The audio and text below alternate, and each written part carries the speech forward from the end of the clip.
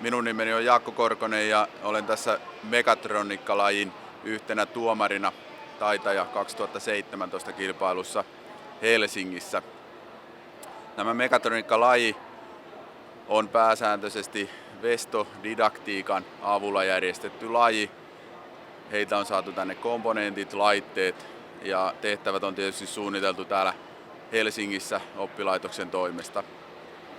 Tämä laji, Megatroniikka, on aika nuori laji ja nämä työtehtävät, mitä nämä nuoret tulee tekemään sitten työelämässä, niin on noin 2-30 vuotta nuoria, sanotaan näin, nämä tehtävät. Eli tekniikka teollisuudessa on kehittynyt ja tuotanto siihen suuntaan, että ihmisen tekemä tämmöinen raskas, haitallinen, yksitoikkoinen työ pyritään siirtämään koneille. Samalla pyritään saada tehokkuutta siihen tuotantoon, että se tuotanto pysyisi täällä Suomessa eikä siirtyisi tänne ulkomaille.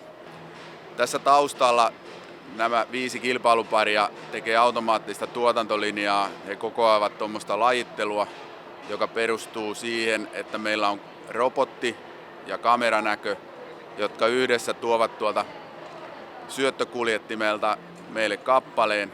Ja se kappale sitten myöhemmässä vaiheessa lajitellaan ensinnäkin värin perusteella ja sitten vielä materiaalin, eli onko se muovia vai metallia.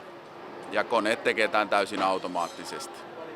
Ja yksi tärkeä osa, mikä tässä harjoituksessa tehdään, on se, että tämä laite suojataan turvareleillä ja turvavaloverholla, koska näissä koneissa on pyöriviä osia, siellä voi joutua puristuksiin, voi tapahtua törmäyksiä koneen ja ihmisen välillä, niin koneturvallisuus näyttelee erittäin tärkeää osaa silloin, kun rakennetaan näitä Megatroniikan laitteita.